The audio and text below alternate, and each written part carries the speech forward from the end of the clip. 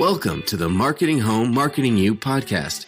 Week after week, Barbara Savona of Sprout Marketing brings you quality conversations with industry leaders, mini marketing workshops, and step-by-step guides on everything marketing, business, and career growth.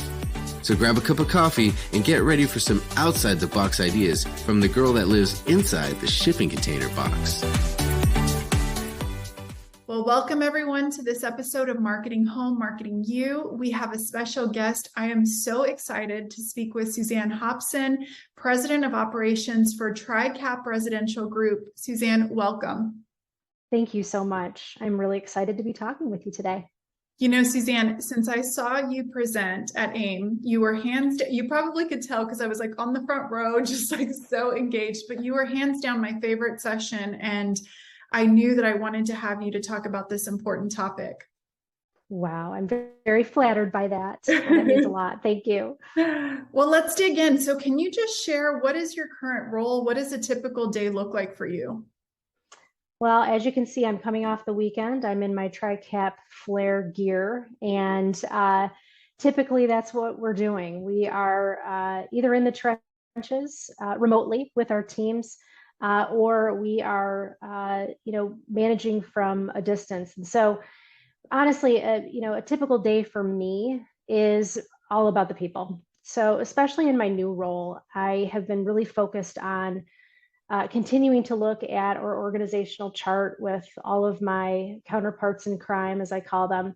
And we're continuously tweaking that org chart to make sure that we've got our right people in the right seats. And as you know from the conference, we are scaling quite rapidly. So there's a lot of focus on people and on process, and also just how we're really supporting the teams. So that's how I've been spending my days as of late.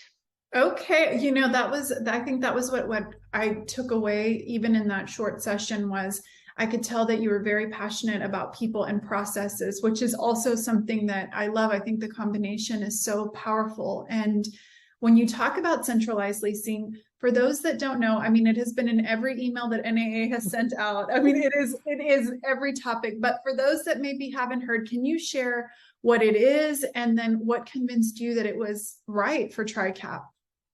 Sure. And it's a really loaded question. When you say, what is centralized leasing, you're quite right, because it really does look differently depending on the organization. And now that it's really out into the world and people are dipping their toes or they're jumping in full force into this new concept, you're hearing more and more about how companies are structuring this, depending on their product type, depending on how they're structured. So for us at Tricap, it really, part of the story developed from a couple of different areas, one of which was the pandemic. But also, I think intrinsically, and this is what really attracted me to Tricap in the first place, and our owner, Brian Pritchard, was the need to really stop making the engagement manager or the property manager wear every single hat, and really looking at what people were good at, their skill sets, and zoning in on sales in particular. The salesperson looks differently in how they're made up than your typical property manager or assistant manager or regional manager. And so how could we take one of the most important roles in our organization and get people so laser focused on what they're good at with their skill sets and really sort of lift all the other responsibilities from them? And that was really, I think, one of the concepts of centralizing some of those responsibilities to other departments, to other roles. And so that was part of that. The other part for us was, I think, more of a strategic move during the pandemic to really listen in on what our customer was asking for. And they really didn't want to see us. They didn't want to have in-person tours. And how are we really going to accommodate the need of our customer? And so almost simultaneously and almost overnight, we made the decision to not only examine the role, but how could we really build the tech stack around our customer need and also our employee needs so that they could actually show apartments virtually and really close out that sales cycle from start to finish remotely. And so we started out with the basics, some basic equipment that some of our teams had already and some of them didn't. Luckily, we were very much paperless at the time, so that was one easy fix. Some of the more challenging things that we did to centralize our process was to make sure that every team member had whereby rooms where they could do virtual tours, that they had the right Matterport and the right video content so that we could truly deliver an eye view into that product virtually, all of which required lots of vendor support, many different changes out of tech and support. And now we have a much more robust, I guess you would say, library. But that was one of the things that we did immediately to centralize those functions. And so right now, to give everyone an idea of what that looks like in our current model, we are still completely 100% remote for sales. We have approximately one salesperson for every 500 units.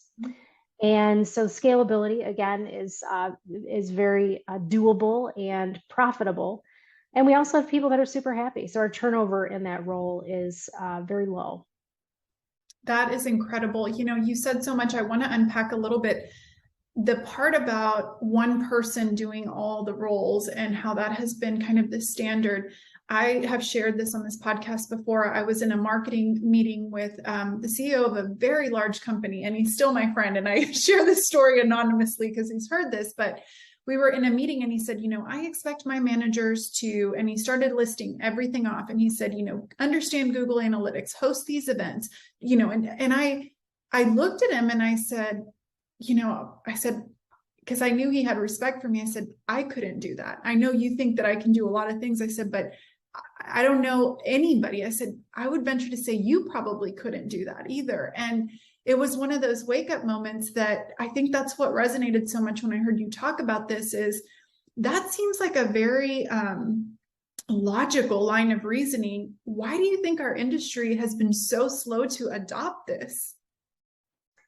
Well, I think our industry has outgrown some of the way it operated as a mom and pop, or even in the early days of the larger companies, where you could have a team of people that, and especially if you had a small team of people that could handle what the customer needed and expected. But let's face it, our customer is demanding a lot more from us now, and every other industry that is a large investment, if you will, and housing is a huge investment for people. They need to be able to do it quickly, inexpensively, safely.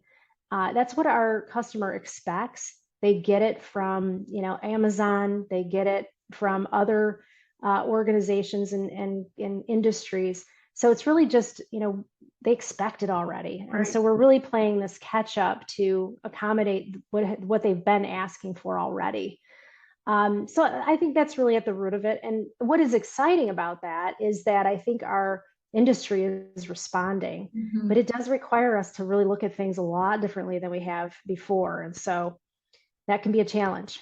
Yeah. And I think in the presentation, something else that you mentioned that I thought really was true is we're not really competing with, let's say, another management company. We're more competing with how people are used to doing business across the board. I mean, you mentioned Amazon, and they've really set the standard for, you want something, you can get it quickly, easy, it's a good price, you can compare ratings. And so I think sometimes we think, oh, it's just comparing one apartment to the next, but no, it's about meeting the customer where they're at and how they're used to doing business. So I love that idea. So who is centralized leasing not for at this point? What do you think? That's a tough one, because I think it could be for everyone. I do think that it's probably not for the faint at heart. Like, you've got to go all in, and you can take steps that are smaller in nature so that there's not a lot of risk. But once you start to readjust your tech stack and even begin to change process, it can be really hard to undo that. And so, you have to really think through the entire, execution of it. And yet at the same time, have the urge or the forethought to really push you and the team to make it happen. some of the risk is being taken out of it. We had to do a lot in the pandemic that we don't have to do now. And I think that makes it easier for companies to adjust. And I do think that there are different types of centralization. I think, there are models where you have, still a corporate offsite office that has centralized salespeople present. And that also is something that I've seen as a model that really works. Also helping with that engaging part of, I think, what we're challenged with now, which is remote work. I think, it was really exciting for people at first. They're like, oh yeah, look at all the work I'm going to be able to get done. And for those of us that have worked remotely for quite some time, it's not really an adjustment for us. But for people who have been in the office, for people that need people, people that get their buckets filled by interaction every day, I think that is something to take into consideration. How can you really keep the engagement in your organization so that people don't feel isolated? So I guess the mechanisms, the management, the training, all that process that we talked about, that needs to be thought of, and a lot of thought needs to go into that before you tackle it. But then again, you got to do it. Like, you got to take a step and you got to take a risk. And I think it's all worth it in the end. So I don't really know that there's anyone that wouldn't benefit from looking at centralized services in general. Yeah, I agree. It's so funny to think that there's people that don't love the work from home, but because I'm on team work from home and have loved it from before the pandemic. But it's true, that is running a remote company. I do too. There are employees that need the meetups and need the, in-person stuff to fill that cup, and taking all of that into consideration is probably a huge part of that. Yes, for sure. So let me ask you, you mentioned and you've alluded to some of the challenges, but say somebody that's looking to embark on this, what are a couple of the ones that, are kind of standouts that you think, okay, you need to be aware that this part might be a hiccup? For sure. I think if you are, let's start with the customer journey first, because in retrospect, and you heard me speak a lot about this at AIM, you really need to identify your personas, your customer personas. And that means all of them, not just a couple of them that are in your main demographic.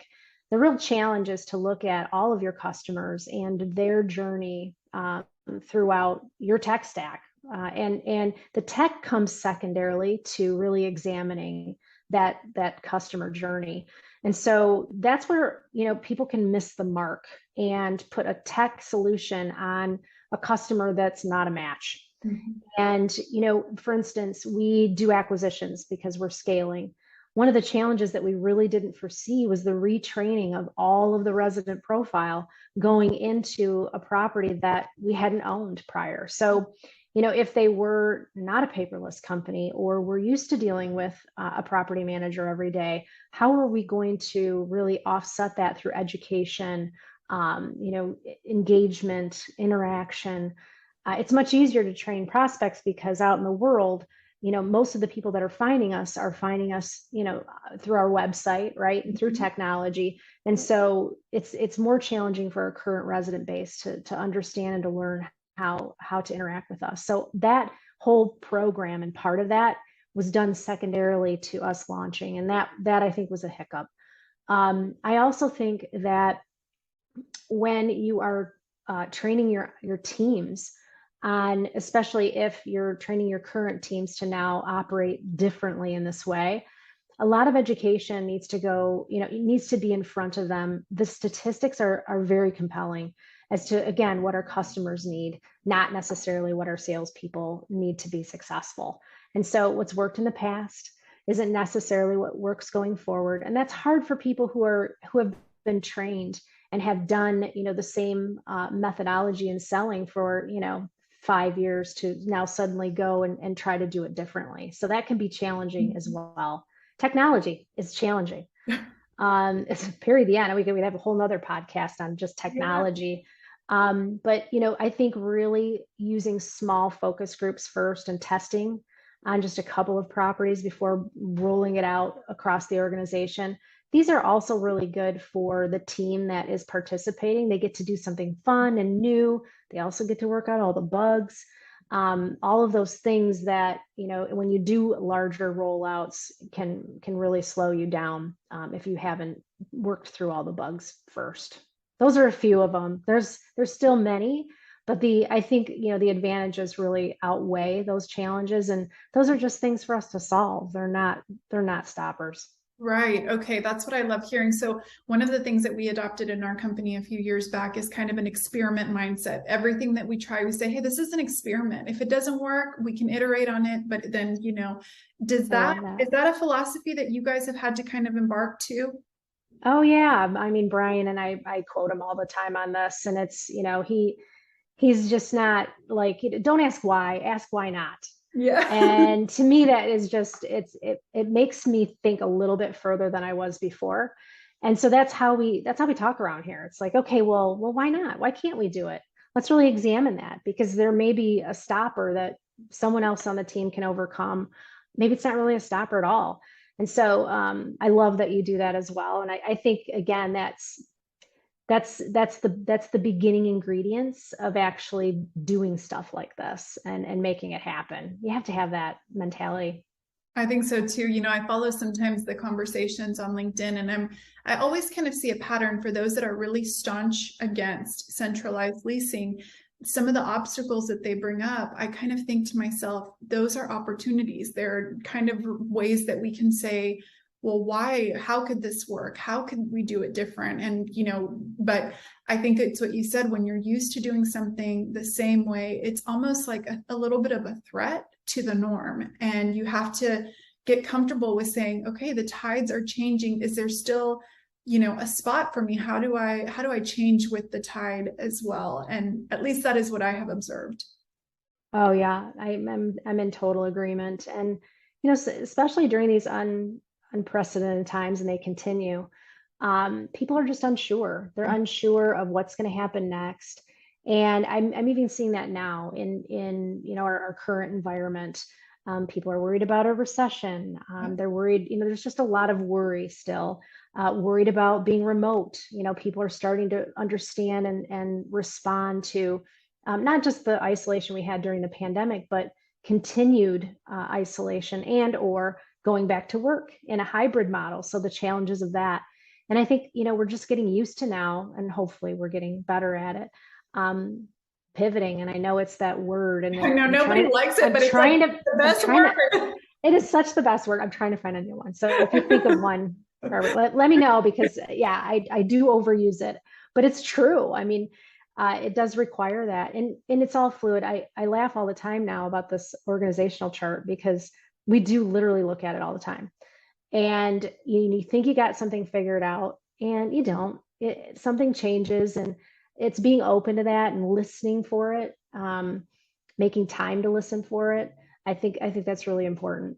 Yeah, absolutely. And that word pivot, I always think people don't like it, but I think it's like 1 foot planted in the present and 1 foot moving towards the future. And I feel that balance is what you need in that situation. So I think I'm going to keep using it. Well, Cool. So I will too then. Okay. You alluded to benefits, and I know that there have been many, but what would be the top benefits that you've seen of going to the centralized leasing?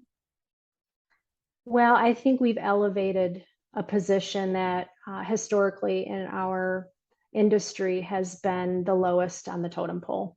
Mm-hmm. And from that, I think that, our team is very proud to be a sales manager, and they know how important they are. We've been able to pay them more. We've been able to bonus them more. We have very low turnover in that role. And, I think that's all from, really thinking through the true importance of one of our major revenue generators. That's the sales arm. So that's, I think, the biggest benefit. We never have a problem recruiting. And I know that's a really hard thing right now for people. And, there's challenges across the board that we also are faced with in other departments. But typically and historically, sales or leasing has been hard to fill long term, and we have not had those challenges. So I would say that's probably the number one on the inside for our employee experience. On the exterior, our customer experience outwardly, I think that, this is still an area of work in progress. The biggest benefit I can see for our residents is that, and our prospects, is that they can go through our entire process without talking to a human, and they can feel confident that what they're seeing is what they're going to get. Again, we had to put some other things in place, like our 30-day money back guarantee. If you're dissatisfied for any reason, we'll refund your money. Things like that, to make people trust, because it's hard when you can't touch it, feel it, all that good stuff, especially when it's a big purchase. But I would say, externally, it's being able to service our customers in a more efficient way, in the way that they want to be serviced. And internally, it's really just people like their job. Yeah. They like what they're doing. That's an awesome testimonial, because you're right. It seems like everybody's talking about not being able to find talent, but what I have found is when you align people to their strengths and they get to spend the majority of their time doing what they're good at, they want to be there. It's like, I even say that with myself. If I had to be doing financials every single day, I couldn't, but you put me talking with people and I love it. So we thrive and we want to do more of what is good. So I think that was the message that I wanted to get, is that people sometimes get so stuck in how to do it, but the end result can be so worth it. So can we switch gears for a bit? Because part of this podcast is I want people that are looking to grow in their career to look to others that have already maybe gotten to many layers that they never think is possible, especially women in our industry. So when you're looking at new talent or talent that you want to promote, what are some qualities that are important to you that like stand out and say, okay, this is somebody I'm going to keep an eye on? Oh yeah, I love this topic. I would say the biggest thing that sticks out to me as a quality, and another that I find, highly desirable, is owning it. When you have a colleague and they're struggling, or we're going through change or transition, or they're even new to the organization, when they don't hide, when they own up to what is happening, and maybe the mistakes that can happen, because they happen to all of us. It creates so much more room to assist and to help, and to mentor and to coach. So that openness to feedback, I think, is really critical, and really owning the job. Like, everybody has a job, and when people do their job, amazing things happen. So I would think owning it, and it, like the finger pointing, that never happens, because they're owning their control over whatever is occurring, and it may be limited. They may not have a lot of control over what's happening, but whatever they do have control over, they're owning it, and they're making the best of that at the moment. So I love seeing that in people. That means that they're open for a lot. Yeah, they're teachable. They're teachable. That's a great way of just synopsizing it. Yeah, that's beautiful though. I love that. So what advice would you give someone that's just starting out in the industry, kind of knowing now what you know? What would I say to my younger self? Yeah, I like that. Let's flip it. Yeah, I would say, don't take it personally. I know it's so cliche, but really, when good feedback, negative feedback that may be happening to someone else, or something that might be happening to someone else, just soak it all in and learn from it. What people say does not define you. And you are who you are to be. And so be the best that you can possibly be. And that should be enough. I think that's probably what that would be the biggest career advice I would give. I would also say, if you have a passion and you don't think it's going to pay enough, or you don't think it's the trajectory of, the great career path that you want to be on, think again, because whatever you're passionate about, the money will come. And whatever you're looking for out of it, if it's recognition, if it's, developing others, if it's owning your own business, if it's expanding something, whatever it is, just follow your passion, educate yourself as much as you possibly can around that passion. Because like we said before, when you're doing what you're really passionate about, everything seems to fall in place a lot easier than trying to wear the hat of a position that you think will get you where you want to go, but really isn't the right fit for you.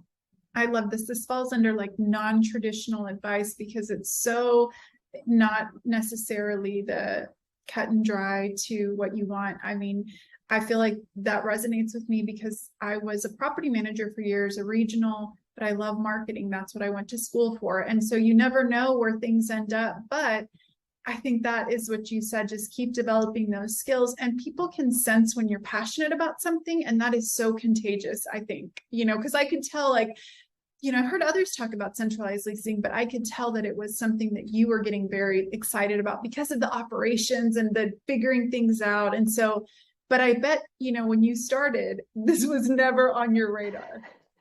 No. And that's really the partnership with that I have with our owner, Brian, and our team. There are people that are great visionaries out there, and there are people that are executors. And there's, a very small percentage that are good at both. Mm-hmm. And we know some of them, they're big names out there in the world. But for the most part, knowing the difference between, that I think is really helpful.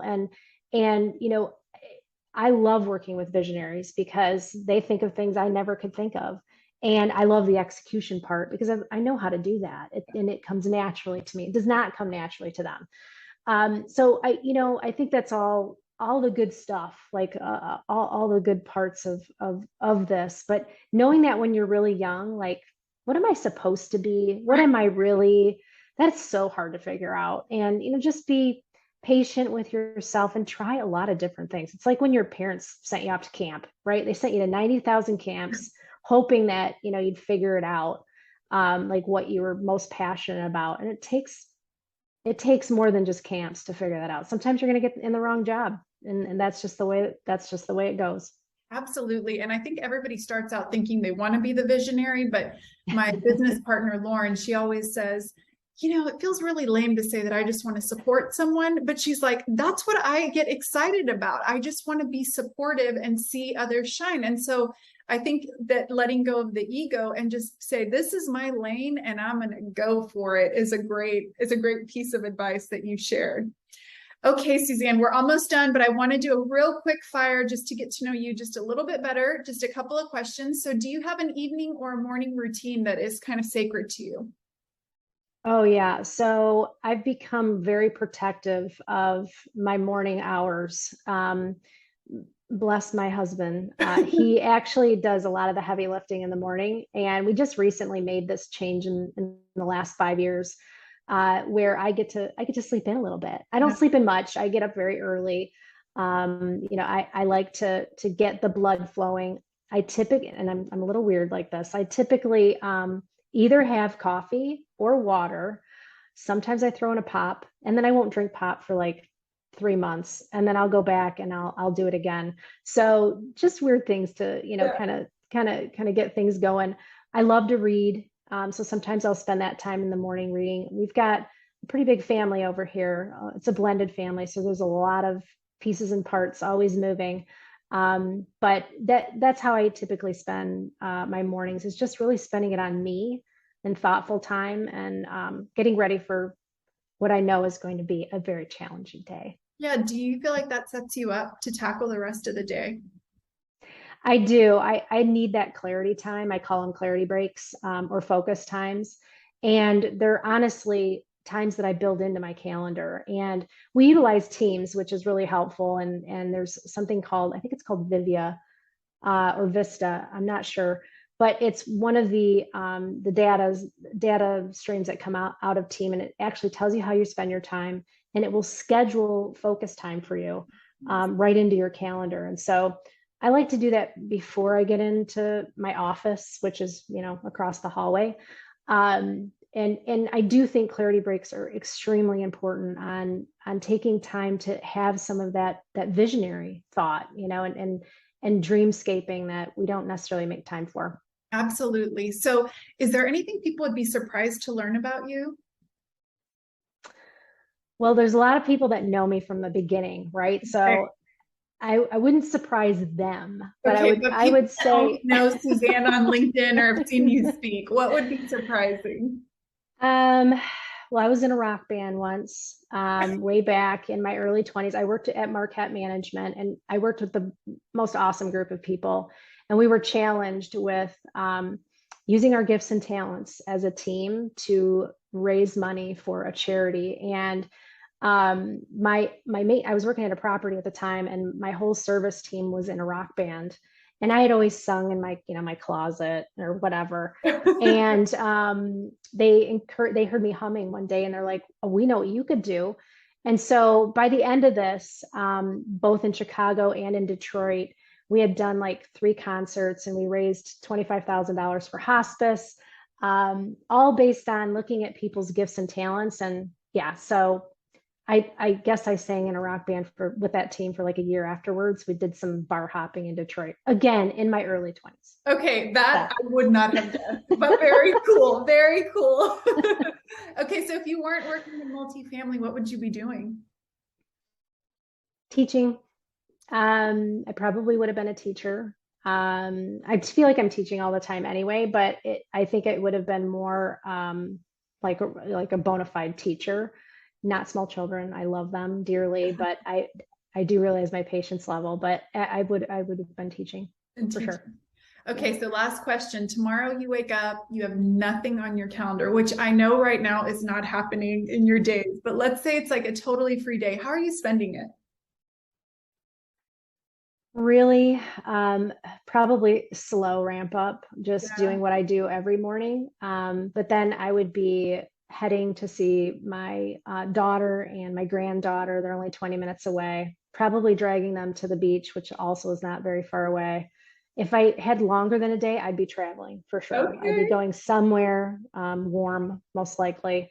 But yeah, I would definitely be spending the day with my family and my dog. I have a boxer, and he's super cute. So, oh my goodness. I grew up with boxers, so they've got so personality. I mean, I love their personality. But much fun. Those days with when you get to have the slow mornings, those are my favorite too. When it's like the ultimate adult luxury to not have anything on your calendar. So true. I'm not into yoga. I know a lot of people that are, and I really admire, because they can bring their whole heart rate down. I think that's terrific. It's a goal. But yeah, that's my kind of zen in the morning. Yeah, I feel like the ocean too, though, that does it for you. I mean, that's the perfect reset. Yeah. Well, Suzanne, I knew this was going to be just a great conversation, and you definitely didn't disappoint. Thank you so much for taking this time, and I cannot wait for our audience to hear all about centralized leasing and the experience that it's been for you guys. Well, thanks for having me. It's been such a pleasure, and yeah, I can't wait till we meet up again.